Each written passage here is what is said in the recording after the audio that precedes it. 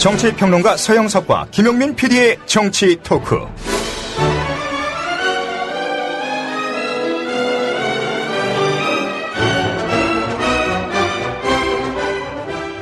네, 서영석, 김용민의 정치 토크로 오셨습니다. 오늘 수요일 저녁, 지금 서울 광장에는 수만 개의 또 촛불이 불타오르기 시작할 텐데요. 자, 오늘 아주 특별한 손님을 모셨죠? 네. 네, 광고 듣고 잠시 후에 계속 이어가겠습니다. 국정원 부정선거 축소 보도. 여야는 오늘도 충돌했습니다. 정치권은 정면 격돌로 치닫고 있습니다. 거친 공방전은 오늘도 계속됐습니다. 민생입법은 또 표류하는 것 아니냐라는.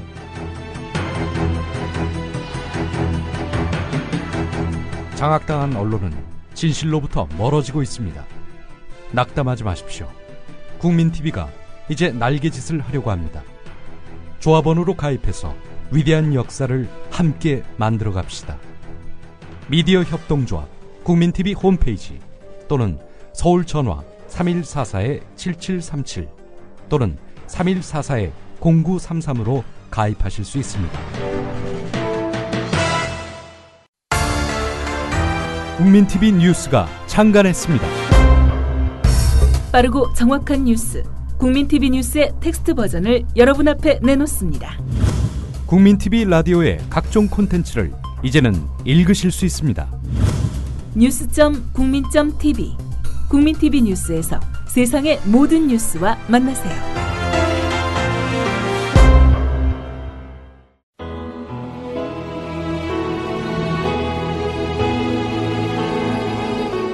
그런데 저는 민주화 세력의 반대 지정에 속해 있던 사람입니다. 그러면서도 민주화의 혜택은 누구 못지않게 누린 사람입니다. 그러니까 저는 우리나라의 민주주의 운동에 빚진 사람인 셈이죠. 그런 미안함과 부채의식이 마음 한켠에 늘 있어 왔습니다.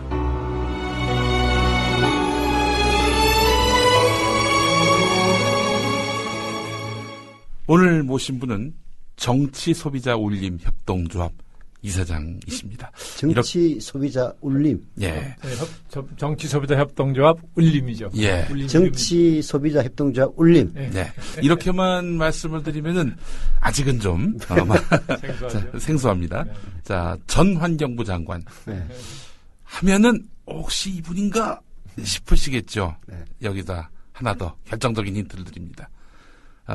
이제 우리 장관님은 별로 안 좋아하실 텐데, 장자방이다. 최고의 책사다. 예. 자, 바로 윤여준 전 장관님이십니다. 이사장님으로 통칭한 게 낫겠습니다. 네. 예. 윤여준 이사장님 어서 오십시오. 네, 감사합니다. 예. 박수. 금일복 겪지만. 정치소비자 울림 협동조합. 참 많은 협동조합이 나오고 있는데. 그렇죠. 아니, 정치소비자 협동조합 울림이에요. 아니에요. 포털에는 정치소비자 울림 협동조합 이렇게 나와 있습니다. 정치소비자 협동조합 울림이 맞습니다. 아, 그렇습니까? 네. 이 네이버 문제가 많네. 네이버 문제가 많아. 아니, 상식적으로 이렇게 정치소비자 협동조합인데 그 명칭이 울림이다. 그렇죠. 예. 그런 의미 아니겠어요? 그죠? 예. 저희도 이제 미디어 협동조합을 만들면서 네. 이 정치에 직접 관여하거나 개입하는 거는 협동조합법에서 금기시되어 있더라고요. 네. 그래서 이 정치소비자 협동조합 울림 이거는 어떻게 좀 굉장한 긴장감이 좀 있어 보입니다. 어떻습니까? 이거 아니요, 철저하게 법의 테두리 내에서 활동해야죠. 법적으로. 예. 네, 지금 신고는 다 된 겁니까? 그럼요, 인가가 났고 모든 행정 절차가 다 끝났습니다. 예. 조합원 모집할 일만 남았습니다. 그러면 이 시간을 통해서 좀 정치 소비자 협동조합이 뭔지 간단히 설명해 주시고 조합은 이게 좀 많이 듣습니다. 그러니까 뭔가 있을 거예요. 그래도 팟캐스트 1등합니다, 우리. 네. 예. 윤여준 팟캐스트 윤여준에 비해서 깊이는 좀 떨어져도 별 말씀을요. 좀 소개 좀 해주시죠. 또 협동조합끼리는 서로 연대하게 돼 있으니까. 맞습니다. 그렇죠? 네. 아니 단순합니다. 이제 국민들을 일단 정치 소비자로 본 거죠. 네. 상품 시장에서 생산자와 소비자가 있듯이 네. 정치도 생산자를 정당이나 정치인으로 본다면 국민은 결국 소비자 입장 아니었느냐. 예. 근데 지금까지 국민이 그 정치를 소비하는 모양을 보면 감정적으로 소비하고 말았다는 거죠. 그러니까 예. 욕하고 치운다는 겁니다. 쉽게. 예. 혐오하고 치운다. 외면한다는 거죠. 예. 그렇게 돼가지고는 정치가 바뀌질 않으니까 아무리 국민이 바꿔달라고 요구해도 국민이 그렇게 혐오하고 외면하고 욕하고 치워버리면 정치 안 바뀌죠. 예. 수십 년 동안 그게 반복되어 온 거 아닙니까? 예. 그러니까 이제는 상품 시장에서 소비자처럼 정치도 소비자가 소비자에 그쳐서는 안 된다. 예, 그러니까 그런 의식을 좀 바꿔서 이제 정치의 주체가 되는 예, 그런 운동을 해보겠다는 생각으로 만든 겁니다. 훌리건이 아니라 상품으로 보고 그러면 좋은 상품, 나쁜 상품 그런 데에서 좀 가이드도 해주셔야 되겠네요. 뭐 가능한 한 노력해야죠. 예, 훌리건이 아니라 소비자로서. 예, 소비자로서. 근데 가입하려면 어떻게 하면 됩니까? 그냥 뭐 저 신청서만 내시면 되죠. 어디다가 아니 이제 그런 걸 설명해 주셔야죠. 예. 아니요 가입 신청서가 있으니까요. 저희 또 홈페이지 들어오셔도 되고. 뭐. 홈페이지 주소 어떻게 됩니까? 제가 주소는 지금 못 되겠는데요. 포털에서 정치 소비자 협동조합 울림 하면은 나오죠. 그래서 정치 소비자 협동조합 울림 홈페이지에 들어가서 가입 신청서만 내면 가입이 되는데 예를 들어서 이제 협동조합이니까 출자금 이런 것도 있을 거다. 그럼 이제 10,000원이죠. 10,000원 내면 조합원이 되는 겁니다. 매달 10,000원입니까 아니면? 아니 한 번에 10,000원 내면 이제 조합원이 되는 것이고 이제 매달 뭐 이렇게 조금씩 돈을 내면 그건 이제 우리가 그 받아가지고 활동에 필요한 지금 이제 뭐 설립 단계시니까 이제 구체적인 또 가이드라인은 또 나오겠죠. 예. 그러니까 윤여준 전 환경부 장관님이 주도하시는 정치 소비자 협동조합 울림에 가입하거나 혹은 뭐 후원이라도 할 생각이 있는 분은 포털에서 정치 소비자 협동조합 울림을 찾아서 거기서 홈페이지로 들어가서 조합원으로 가입하면 된다. 이렇게 요약하면 되겠네요. 감사합니다. 이름을 아주 절묘하게 잘 지으신 게 우리 울림. 윤여준 장관님이 지난 대선 과정에서 TV 연설 얼마나 화제가 됐습니까? 우연한 일이고. 당시에 그 연설에서 이제 본인께서는 민주화에 기여한 바가 없다 이런 말씀을 하셔서 그것 정말 울림이 있었습니다. 예, 이런 참 진솔하고 또 쉽게 이야기하기 힘든 그런 사안들을 이렇게 또 토로하시면서 또 말씀을 나누셨는데 그래서 그 당시에 그 연설이 너무 호소력이 있어가지고 한 번 더 재방송이 된. 근데 그 정말 뜻밖의 반응이었어요. 예. 저는 뭐 임박해서 그 요청이 왔기 때문에 너무 급하게 그걸 써서 이러다가 이게 망신당하는 거 아닌가 하는 걱정을 했거든요. 근데 뜻밖의 전혀 상상 밖의 반응이 와서 저도 처음에 놀랐습니다. 믿어지지가 않고. 그래서 이게 왜 그럴까 하고 곰곰이 생각을 해봤죠. 내용도 별거 아니고 뭐 그런 건데. 근데 제가 짐작하기에는 뭐 원래 평소에도 이제 정치권에는 언어가 범람하는데 선거철이니까 더 그랬잖아요. 그런데 그 선거철에 범람하는 언어가 국민의 입장에서는 뭐라 그럴까 좀 식상하다고 그럴까 뭐 오염됐다고 그럴까 뭐 이런 공허하다고 그럴까 이건 뭐 그런 느낌이 좀 있었는데 저는 그런 정치 연설하기보다는 그냥 제 심정 제 생각을 담담하게 그냥 꾸밈없이 말씀드린 거잖아요. 그러니까 그게 좀 이렇게 신선하게 비쳤던 거 아닌가. 달리는 뭐 설명할 길이 없다고 생각이 돼요. 뭐 솔직함. 그건 제 생각을 그냥 솔직히 평소 생각을 말씀드린 거였으니까요. 그게 뭐 아무래도 호소력의 그런 원천이 아니었나 생각이 듭니다. 자, 이제 본론으로 들어갔어요.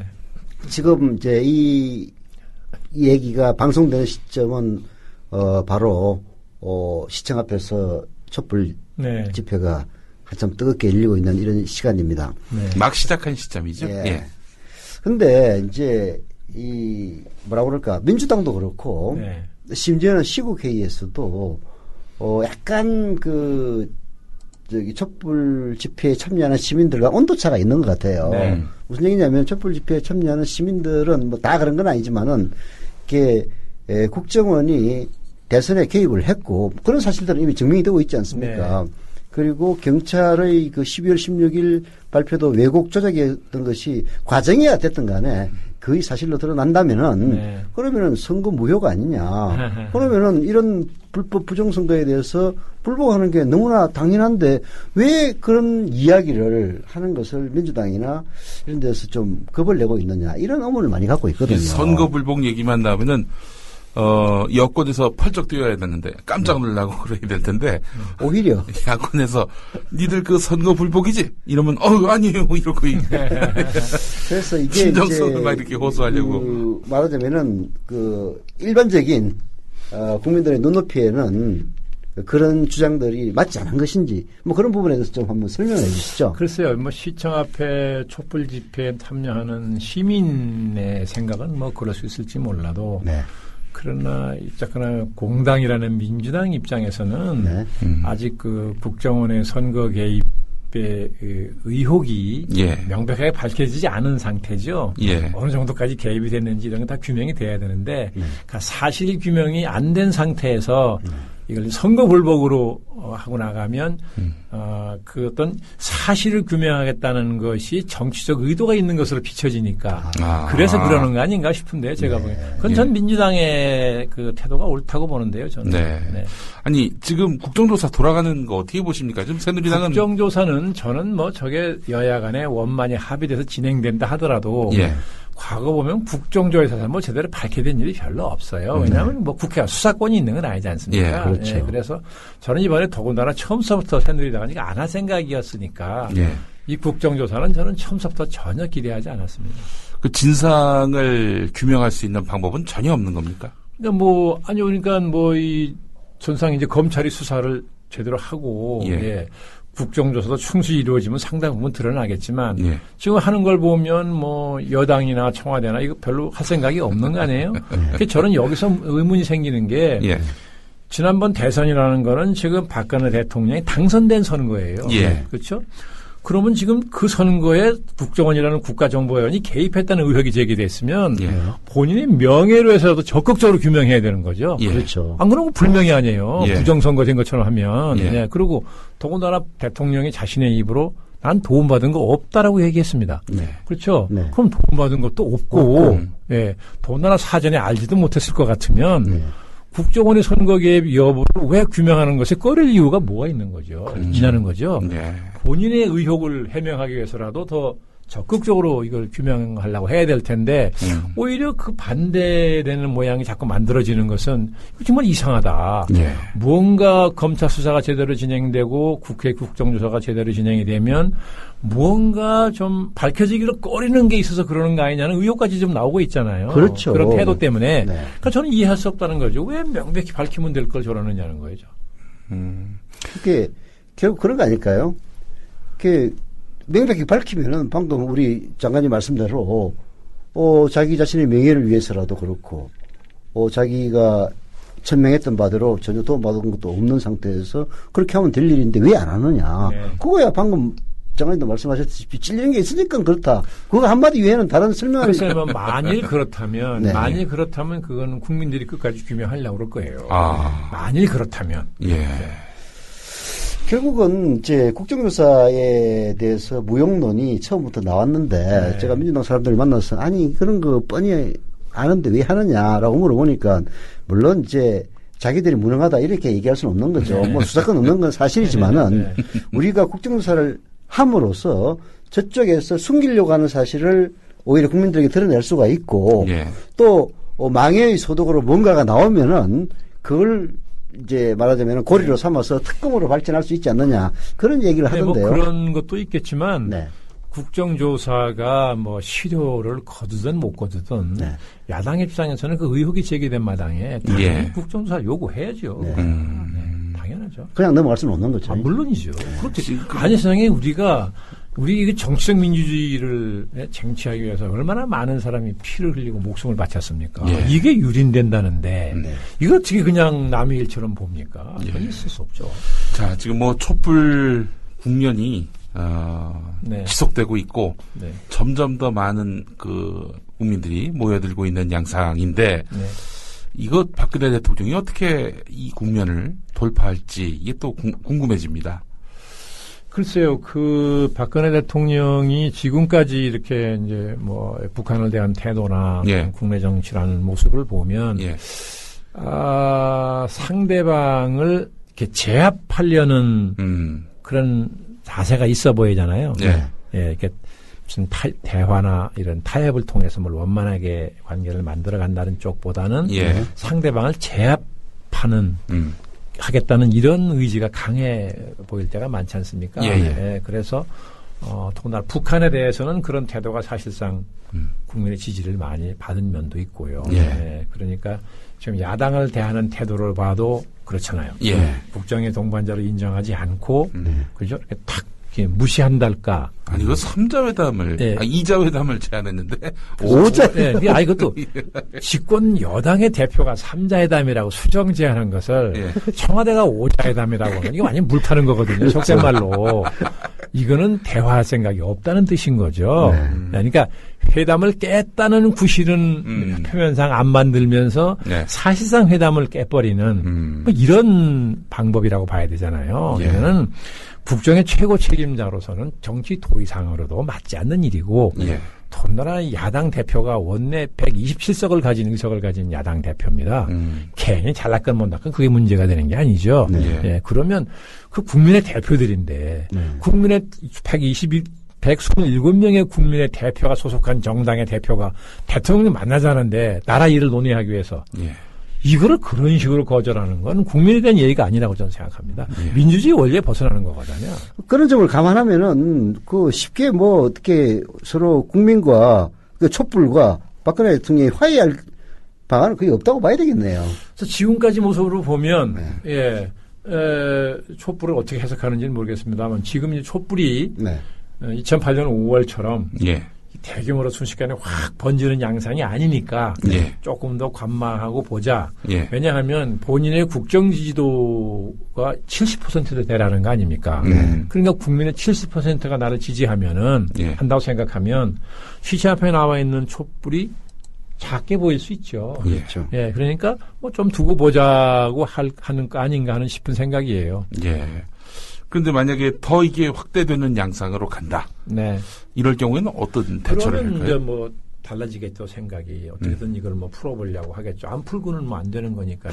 박근혜 대통령이 그런 식으로 풀려는 그런 그 스타일도 예상할 수가 있습니까? 왜냐하면 이번에 그 세법 개정안을 보면 그렇죠.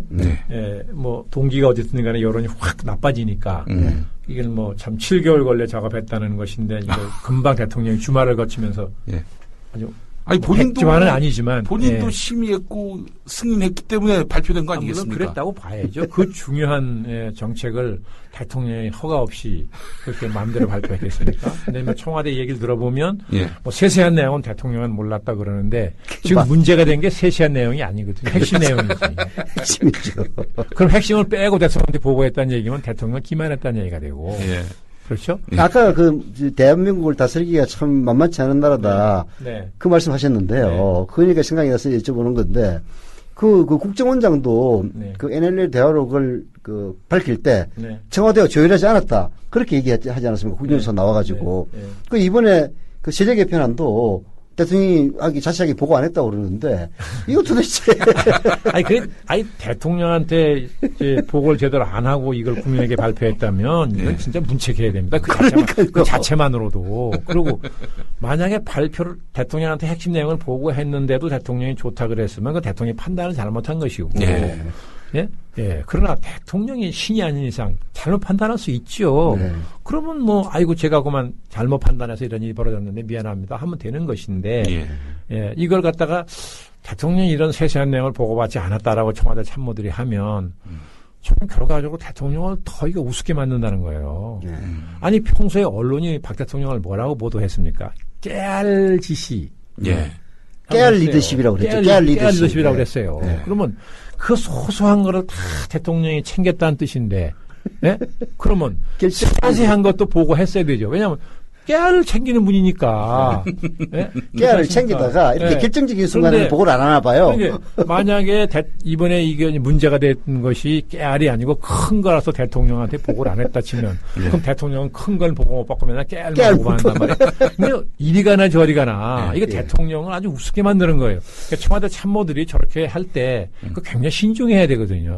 이렇게 말했을 때 언론을 생각하면 대통령을 보호할 수 있을 것 같지만 이게 어떻게 비칠 건지도 다 면밀하게 생각해 봐야 되는데 조금 이렇게 말하는 게 좀 경솔해요. 좀 그런 면이 좀 많이 네. 있어요. 예. 보면.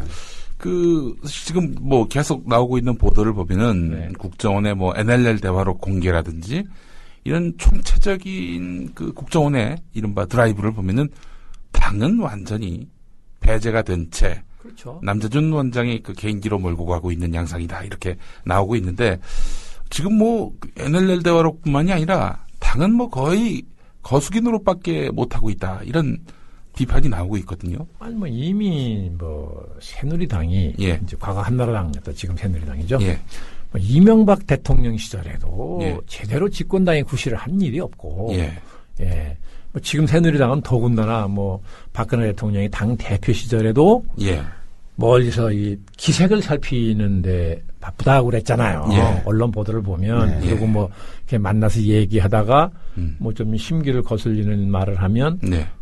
뭐 시선이 뭐 레이저 레이저가 뭐 광선처럼. 예, 그걸 맞으면 온몸이 얼어붙는 것 같다. 뭐 이런 얘기 많이 나왔잖아요. 예, 그랬는데 지금은 대통령이 됐으니까. 맞아.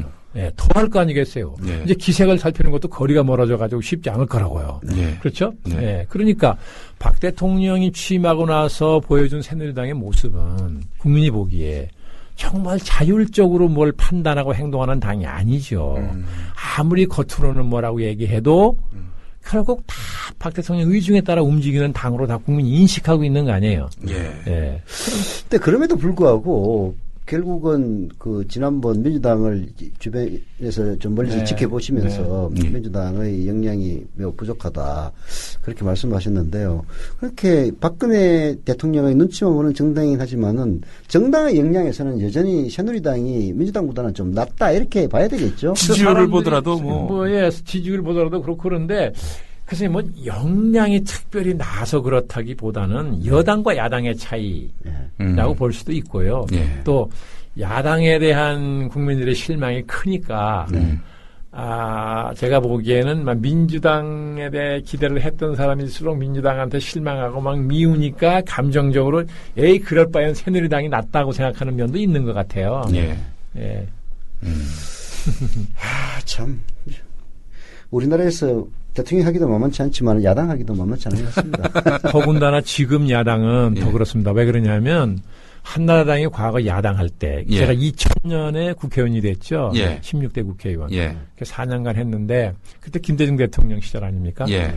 이 뭐 여야 간에 또 심하게 격돌했습니다. 예. 계속 연속이었죠. 격돌의 연속. 그래서 저도 국회 본회의장에서 농성하느라고 잠을 잔 게 몇 번 되고 뭐 근처까지 가서 트럭에다가 이 스피커를 막 얹혀놓고 막 뭐라고 이제 막 그죠? 지금은 그거 하지도 못합니다. 서울역 앞에서 뭐 집회하고 뭐 여의도서 하고 이게 여러 번 있었습니다. 있었죠. 원외 투쟁이 예. 있었는데 그때 제가 유심히 옆에 시민들의 반응을 살폈어요. 예. 지나가는 시민이 어느 한 사람도 시선을 주는 사람이 없어요. 아주 싸늘하고. 예. 그래서 제가 그때 이거 왜 그럴까 예. 느껴보니까 시대가 바뀌면서 국민의 의식이 바뀌어서 예. 야당에 대해서 요구하는 게 달라졌다는 거지요. 뭐냐 하면 한편으로는 대통령과 행정부 여당을 제대로 견제하는 야당다운 야당이 돼야 한다. 되라. 예. 라고 요구를 하면서 네. 또 한편으로는 싸우지 말라는 거예요. 왜 싸움만 하냐. 네? 그러면 어떻게 안 싸우고 야당다운 야당을 합니까? 예. 그래서 좀 모순적인 그래서 주문이네요. 제가 이회창 총재께 보고한 일이 있습니다. 예. 지금 국민이 야당을 향해서 상충되는 요구를 동시에 하고 있습니다. 예. 내용은 이런 겁니다. 예. 그렇기 때문에 우리가 양쪽을 다 무시할 수도 없고 양쪽을 다 충족할 길이 없습니다. 그러면 지금부터 어떻게 하면 국민에게 지지를 받는 새로운 야당상을 만드느냐. 예. 그럼 어떤 투쟁 방법을 써야 국민이 이걸 지지해 주느냐. 이걸 고민해야 됩니다. 예.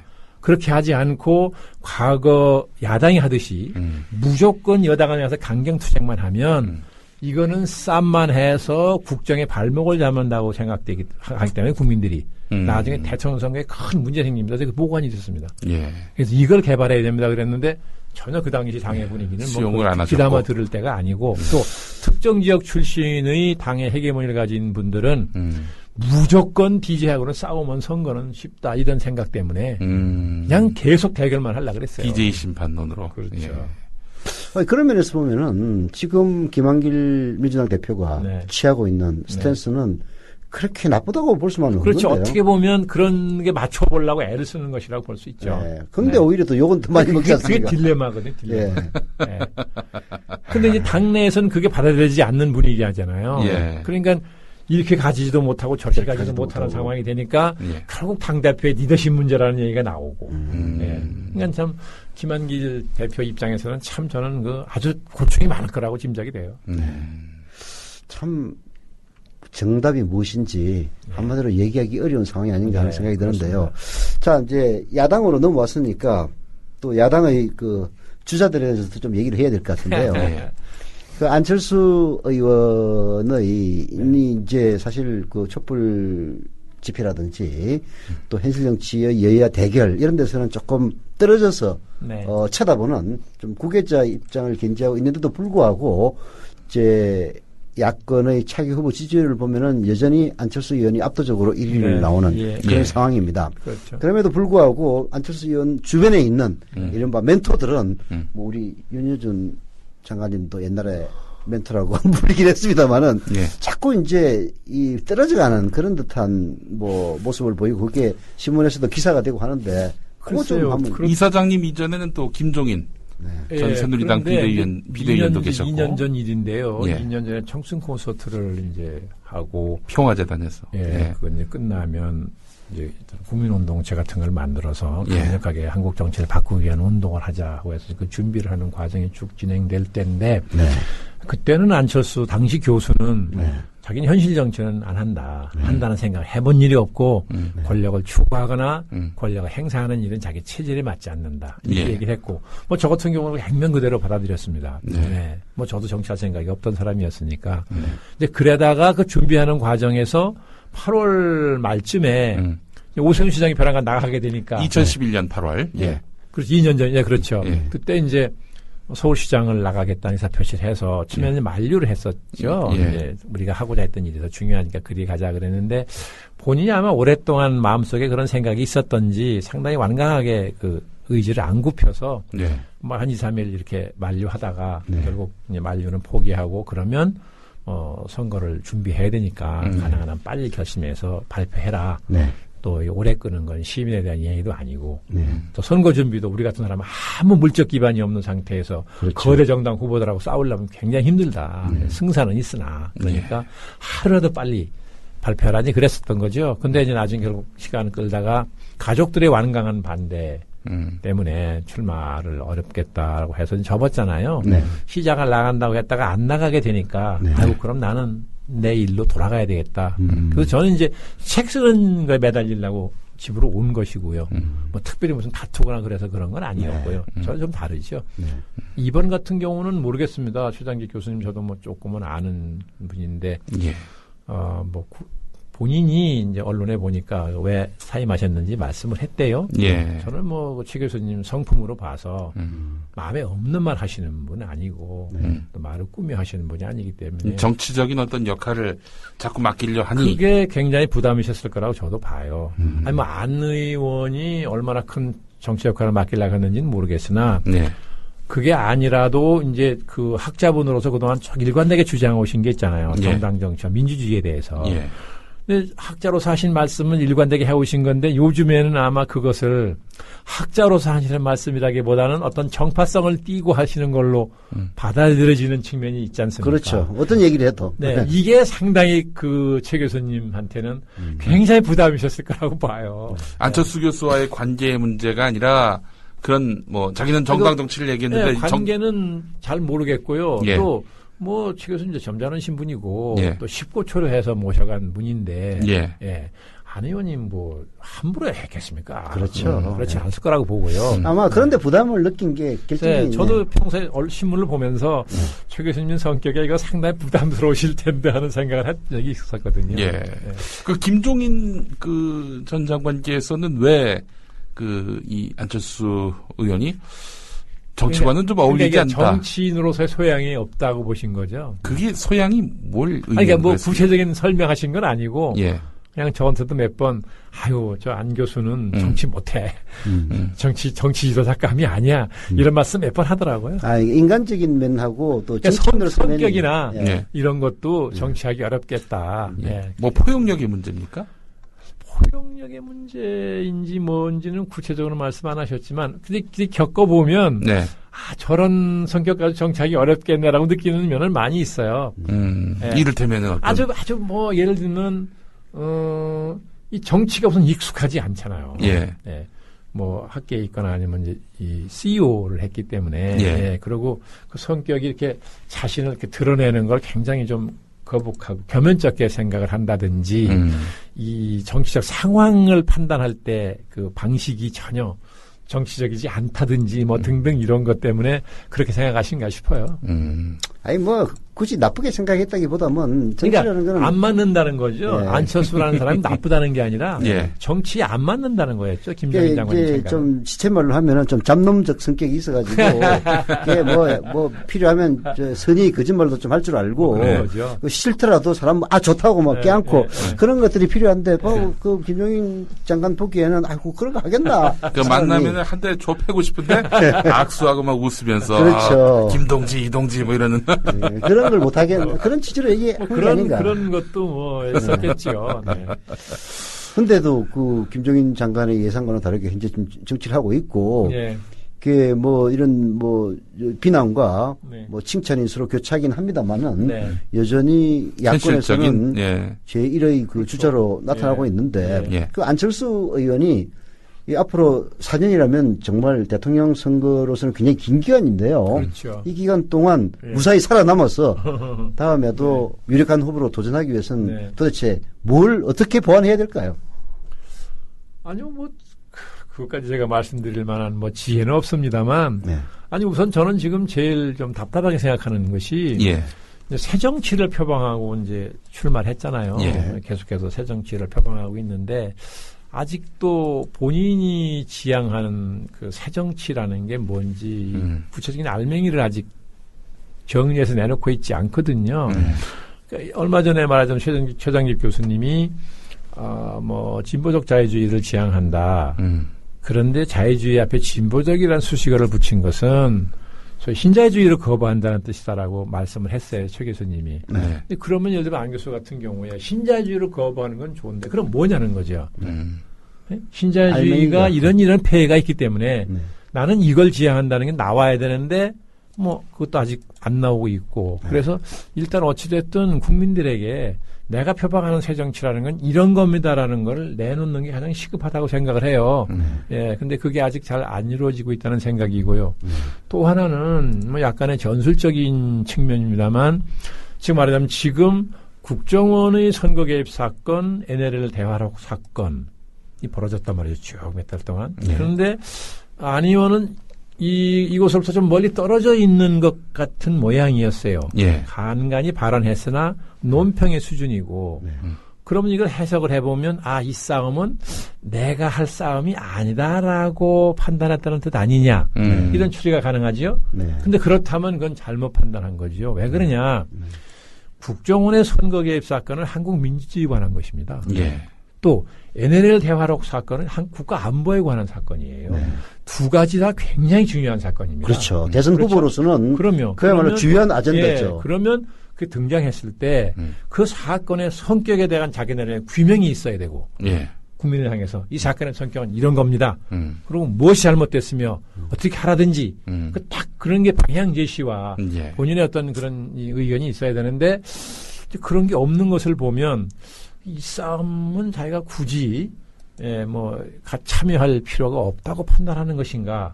그렇다면 저거는 잘못 판단한 것이다. 저는 그런 생각을 했습니다. 그러니까 흔히 하는 얘기들이 거대 정당 둘이 첨예하게 맞붙으니까 안철수 같은 사람이 전혀 틈이 없어서 뭐 이 개입할 여지가 없지 않느냐고 말씀하시는 분들이 있는데 저는 그 반대라고 생각하거든요. 그런 상황일수록 아까 그렇게 해서 공간이 열리거든요. 그렇게 하면. 그래서 논쟁의 중심에 서야 되는 거죠. 그렇지 않습니까? 그렇죠. 자기가 그렇게 주장하면 여권으로부터 반응이 있을 거 아니겠어요? 있죠. 그럼 논쟁을 해서 그럼 논쟁을 주도하든지 논쟁의 중심에 서서 국민을 설득하고 국민의 지지를 얻고 뭐 이렇게 했어야만 국가를 이끌어갈 지도자라는 이미지를 심을 수 있는 것이고 또 그런 과정을 통해서 본인도 그 지도자 수련을 하는 것일 텐데 멀리 떨어져 있는 모양새를 계속 보이는 것에 대해서 저는 조금 이해하기 어렵다는 생각입니다. 국정원 부정선거 축소 보도. 여야는 오늘도 충돌했습니다. 정치권은 정면 격돌로 치닫고 있습니다. 거친 공방전은 오늘도 계속됐습니다. 민생입법은 또 표류하는 것 아니냐라는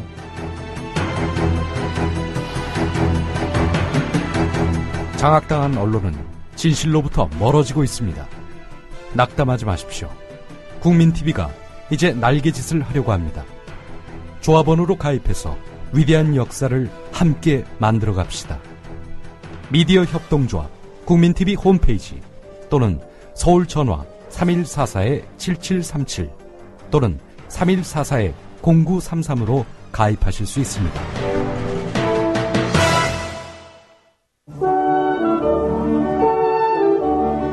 지금 여러분께서는 서영석, 김용민의 정치 토크와 함께하고 계십니다.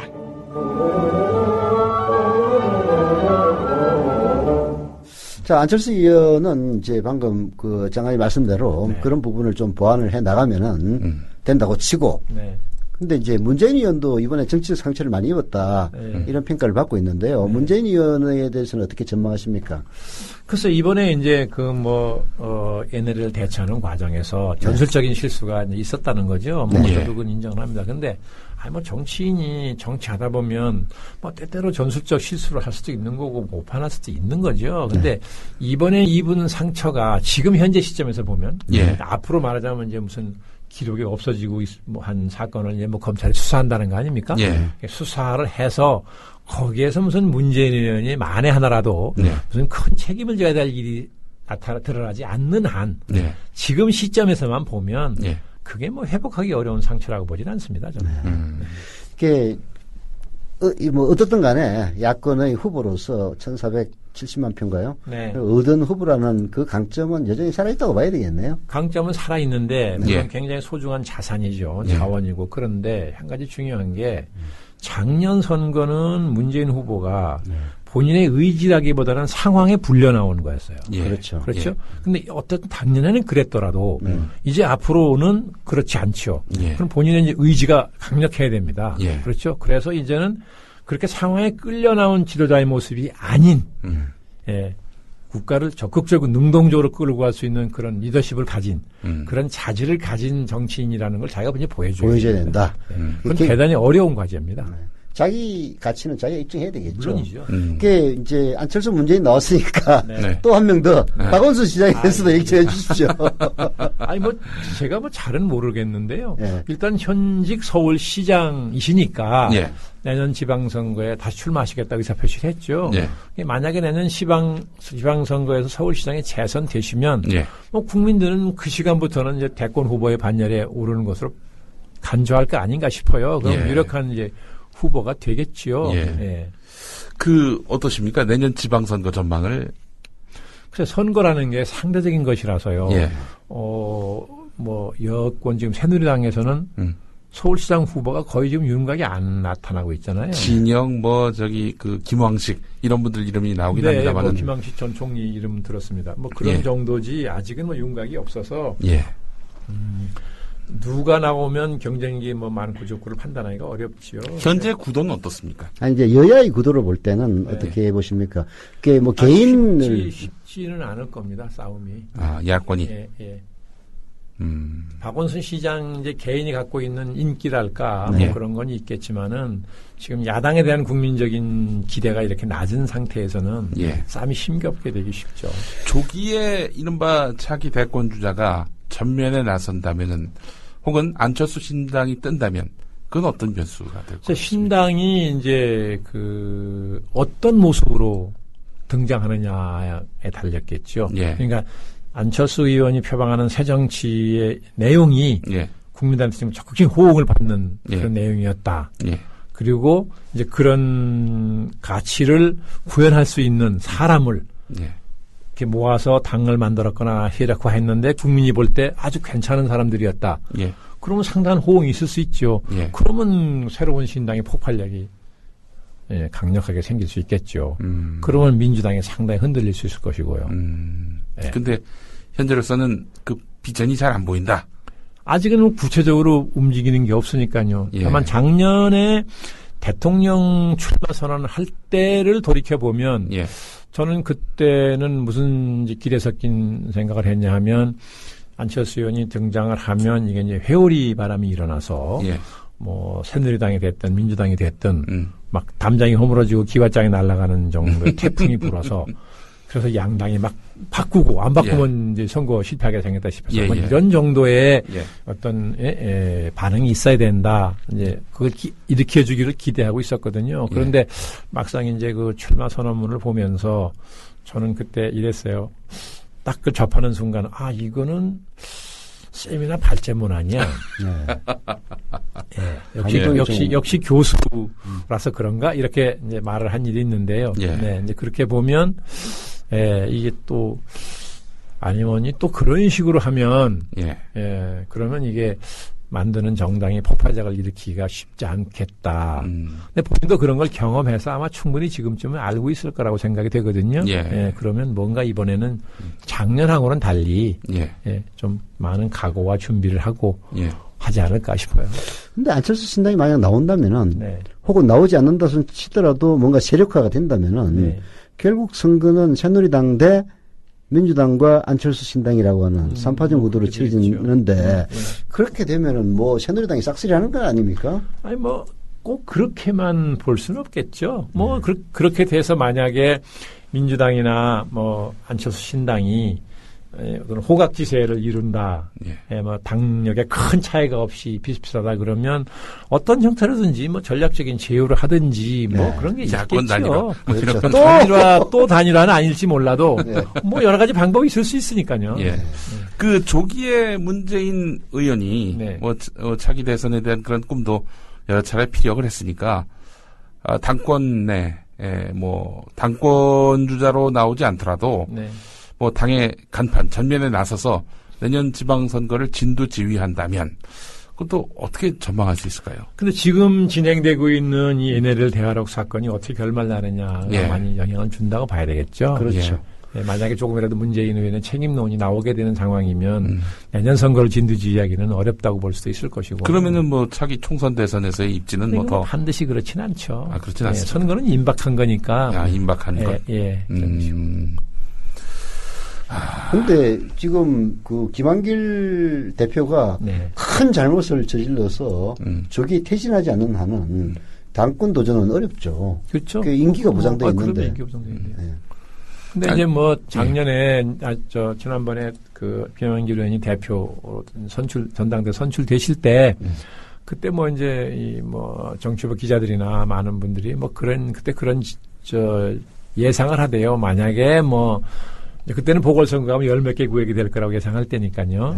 10여 개 구에서 치른 보궐선거에서 민주당이 아주 참패하거나 그렇게 되면 금방 이제 책임론이 나올 거다. 뭐 그래서 당의 헤게모니를 쥐고 있는 세력이 지금은 어쩔 수 없는 상황이니까 그냥 김한길 의원을 대표로 이렇게 했지만 이제 그런 계기가 오면 다시 이제 말하자면 속된 말로 흔들어서 상당히 어려운 상황이 올 수도 있다. 이렇게 그때 예상하는 사람들이 꽤 있었거든요.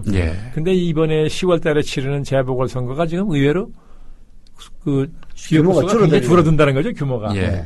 그러면 거기서 승패가 뭐 크게 영향을 줄 것 같지는 않으니까 내년 지방선거까지는 뭐 김한길 대표 체제가 간다고 봐야 되지 않겠습니까? 상식적으로.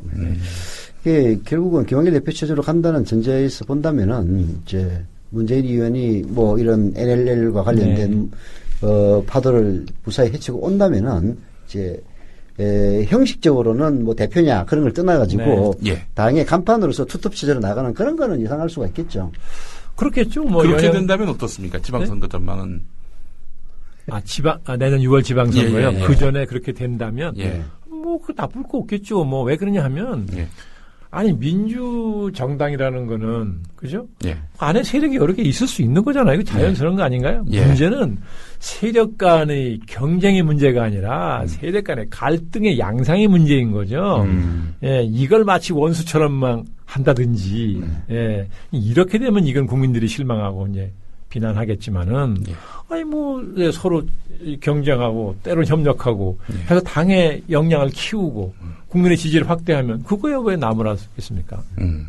결국은 이 촛불이 어디까지 갈 것이냐 이런 것들도 결국은 이제 단계적으로는 10월 재보선, 네. 장기적으로 내년 총선까지도 영향을 미칠 수 있겠다고 봐야 되겠죠. 제가 보기에는 글쎄요, 이제 청와대가 어떻게 나오느냐에 달렸겠지만 지금 촛불은 제가 면밀하게 분석은 안 해봤습니다. 예. 했는데 그냥 머리에서 이렇게 보기에 2008년 5월처럼 순식간에 확 확산되는 건 아닙니다. 네. 왜 그러냐면 2008년 5월에는 이게 이제 국민의 건강권, 나와 내 자식의 건강에 달린 문제라는 것 때문에 굉장히 많은 사람이 예민하게 반응을 했었는데 이번은 이게 이제 민주주의라는 것은 추상성이 높은 가치 아니에요. 예. 네, 그런데다가 이제 많은 서민들이 이제 경기가 어렵고 그날 지내는 게 힘겨우니까 그런 추상성이 있는 가치에 예민하게 반응하지 않는 게 일반적인 이해 아닙니까? 예. 그래서 지금은 저렇게 규모가 확 확산되는 건 아니지만 저게 한국 민주주의에 대한 위협이라는 것 때문에 나온 촛불이기 때문에 저는 저게 오래 갈 거라고 봅니다. 네. 예. 그래서 만약에 대통령이나 이 정부 여당이 어떤 태도의 변화를 보여서 그렇죠. 예, 그런 국민의 요구를 많이 수용하거나 그렇기 전에는 지금 같은 자세를 일관한다 그러면 저는 저 촛불은 상당히 오래 갈 거라고 봤어요. 사람 많이 피곤하겠네. 이사장님 또 모셨으니까 네. 새누리당 얘기 또 안 할 수가 없네요. 새누리당의 그 속성은 뭐 누구보다도 잘 아실 거라 생각하는데 아직까지도 대한민국 정치 2013년이 오도록 보수 정치의 틀을 벗지 못하고 있는 보스 정치의 틀을 예, 벗지 못하는 새누리당 보면은 참 안타깝고 다음 대선도 역시 보스가 그 후보가 되지 않겠습니까? 뭐 그렇겠죠. 예, 그렇다면 지금 보스감으로는 김무성 보스 무대 이렇게 보이는데 그거는 좀 글쎄요, 뭐 가능성이 많은 분의 하나로 언론이 벌써 지목을 하대요. 예. 하는데. 당내 판도만 보면 예. 김무성 의원이 이제 뭐 중진 의원이고 잘 아시죠? 네, 또 성격이 상당히 친화력이 있죠. 예. 그리고 이제 체격도 크고 예. 뭐 동작도 좀 중후하고 신중하고 뭐 말도 천천히 하고 이런 것이 상당히 좀 이렇게 그 보스다운 면모가 있습니다. 예. 네, 그래서 당연히 이제 주목을 할 텐데 그러나 이게 2017년에 대통령 후보가 되려면. 예. 작년하고 또 달라서 과연 이게 미래지향적 지도자냐 하는 게 굉장히 중요할 거라고 봐요. 네. 국민이 볼 때 저 사람이 우리의 미래 지도자냐 과거형이냐 하는 것을 굉장히 예민하게 판단할 거라고 보기 때문에 김무성 의원이 이제 뭐 정치인이 야망 갖는 거야 좋은 일이잖아요. 예. 나쁘다고 할 수는 없는 거 아닙니까? 나쁘진 않죠. 예. 그래서 뭐 당연히 난 김무성 의원 나름대로 야망이 있을 거라고 보고요. 예. 그렇다면 지금부터 김무성 의원이 해야 될 일은 당내 세력을 키우는 것보다는 국민에게 미래를 책임질 수 있는 그런 자질과 능력이 있는 지도자라는 모습을 만드는 게 훨씬 중요할 거라는 거죠. 예. 그런 면에서 보면은 대선 직전에 NLL 대화록을 읊었던 사실은 엄청나게 데미지가 되겠네요. 그럴 수 있습니다. 더군다나 이제 미리 봤다는 지금 이제 혐의가 있는 거잖아요. 그런데 자기는 이거 어떻게 실제 대화록하고 이게 토시 하나 안 틀리는 거 나도 잘 모르겠다. 이런 거 정말 그러니까 이제 이해할 수 없는. 과거의 예를 보면 이제 대통령 선거 같은 걸 치르려면 상대방 후보의 약점을 다 이제 조사를 하지요. 네, 자료를 다 갖고 있게 되는데.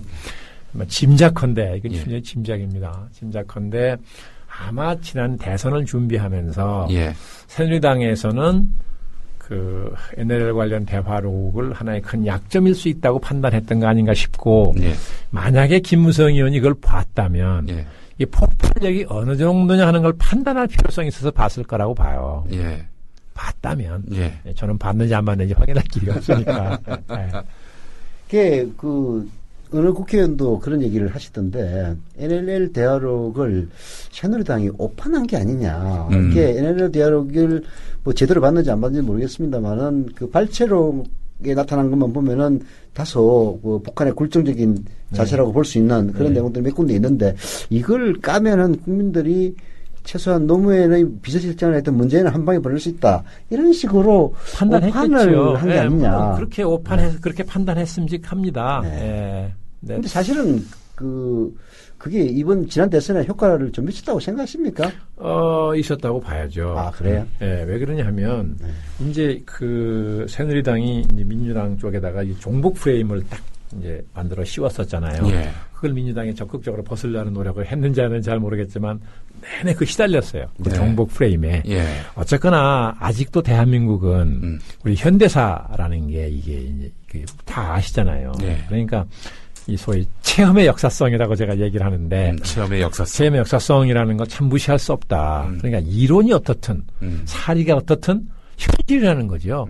일단 종북만 나오면 국민들이 일단 불안해하고 예, 거부 정서를 갖는 건 사실이잖아요. 예. 그걸 아니까 그 종북 프레임을 씌웠을 거 아니겠습니까? 예. 그렇기 때문에 그거는 선거에 영향을 얼마나 줬는지는 제가 알 길이 없으나 영향을 줬다고 봐야죠. 근데 사실 나중에 그 원본하고 대조해 보니까 그 발췌본이라는 거는 사실과 전혀 다른 것으로 드러났으니까. 그래서 그렇게 됐었죠. 결국은 국민들을 뭐 심하게 얘기하면 사기쳤다. 이런 그러니까 그런 것을 말하자면 국가정보기관이 예, 선거에 이용할 목적으로 그렇게 발췌록을 막 바꿔가면서 했다는 거 아니에요? 뭐 표현을 막 바꾸고 뭐 그랬다고 언론 보도가 난 걸 봤는데요. 예. 그렇다면 실제로 그래요. 저도 원본하고 비교해봤거든요. 굉장히 중대한 문제거든요. 예. 굉장히 중대한 문제입니다. 예. 그러니까 이거는 저렇게 그냥 새누리당이 지금 당장은 뭐 국정조사도 그냥 적당히 무산시키고 뭐 검찰 수사도 어느 정도 선에서 어떻게 조절한다고 치더라도 길게 보면 저거는 그렇게 국민들이 쉽게 넘어가지 않을 겁니다. 네. 그러니까 지금 자, 당장 짧게 보면 뭐 이렇게 하는 게 상당히 뭐 정치적으로 효과를 봤다고 생각할지 모르겠으나 조금 길게 보면 절대 그렇지 않을 겁니다.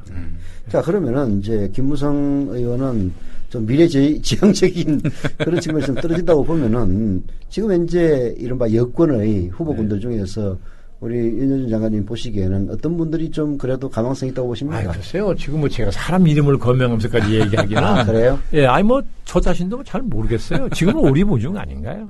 아마 또 박 대통령은 박 대통령 나름대로.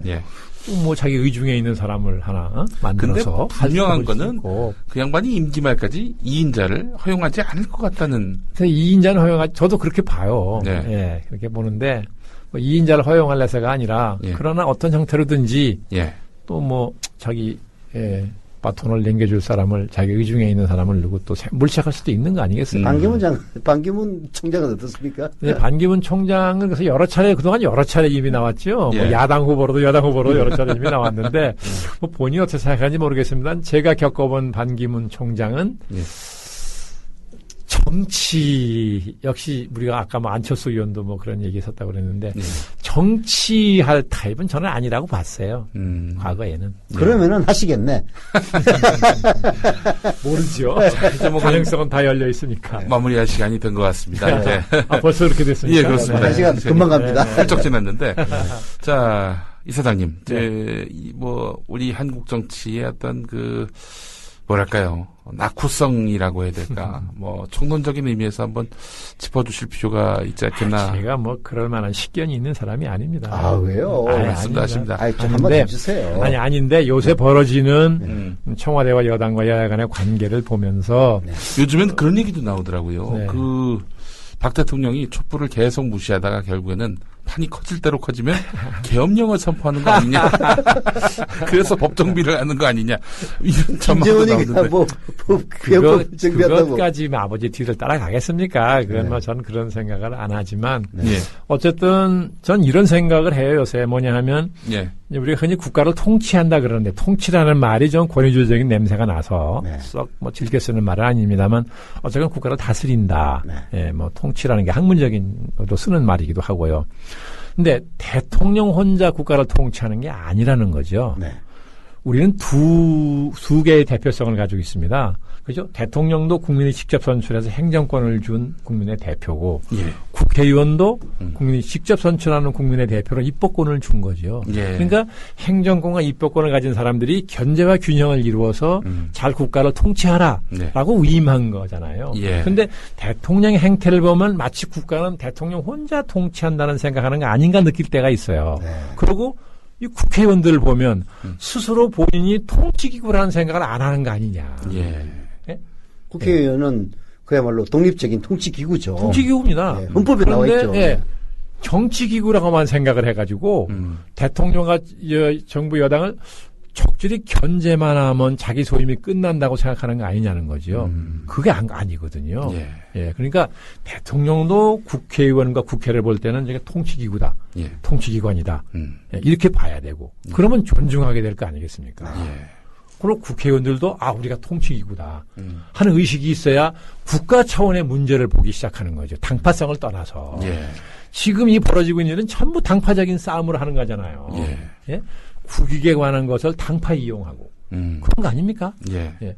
그런 짓을 안 하게 될 거라는 거죠. 그 통치기구라는 걸 절실히 인식을 하면 자각하라. 그런 걸 각성해야 된다는 겁니다. 네. 좋은 말씀입니다. 국회의원들이 전부 다 들어야 되는데.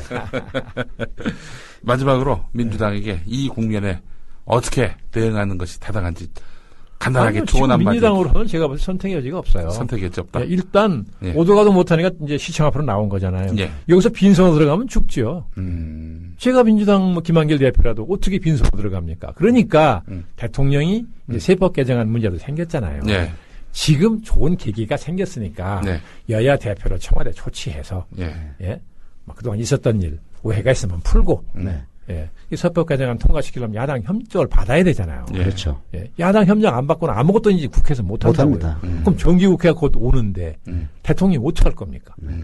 이렇게 야당은 이렇게 대해가지고는 예. 그러니까 이거는 대통령이 풀어야 되고 풀 사람 대통령밖에 없어요. 그럼 뭐 결국 뭐 선물을 좀 줘야 된다는 거네요.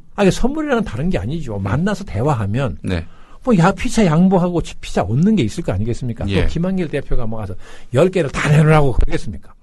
그분은 그럴 분이 아니시죠. 아니고. 네. 그러니까 한 2개만 10개를 요구했으면 5개 피자 얻으면 다 수확이 있는 거잖아요. 예. 민주정치라니 그렇게 해서 가는 거 아닙니까? 예. 박 대통령이 다른 사람 보고는 뭐 대화 타협을 통해서 민주정치 하라고 그러고 대통령 자신은 그거 안 하려고 그러면 안 되잖아요. 그렇죠. 예. 알겠습니다. 청와대 비서실장에 우리 윤여준 장관님이 들어가시자는 건데. 예. 8년 전에 정치 그만두셨다면서 잘 모른다 이렇게 말씀하시는데 그러면 8년 전에 우리 정치를 마무리하셨다는 우리 윤여준 이사장님의 이런 정도와 정치에 대한 어떤 인식 이 수준에도 지금 못 미치는 현 정국이라는 얘기 아닙니까? 아니, 이제 그런 거겠죠. 저는 우리 윤여준 이사장님은 마음을 비운 상태고 예. 여기는 권력욕이 있으니까 그게 그런 차이가 굉장히 그 큰 것 차이밖에 같아요. 없어요. 예. 그냥 속에 정치적 이해가 없으면 예. 보통 사람 다 보이는 거죠. 그런데 정치 이해가 속에 있으면 보통 사람이 보는 게 안 보인다는 안 보이는 거죠. 것 그 같아요. 차이뿐입니다. 예. 특히 박근혜 대통령이 그런 것 같아요. 걱정입니다. 아이고, 나와주셔서 감사드리고요. 네. 뭐, 종종 또 해난이 있을 때마다 우리 또 같은 협동조합으로서. 이게 이제 협동조합은 연대해야 된다. 이런 게 있어서 부담스럽네요. 자주 외시겠습니다. 감사합니다. 네. 자, 오늘 서영석 김용민의 정치 토크도 마무리하도록 하겠습니다. 오늘 윤여준 이사장 모시고 전국 현안 또 앞으로 지방선거 전망까지 쭉 해봤는데 상식의 정치가 빨리 복원됐으면 하는 그런 바람입니다.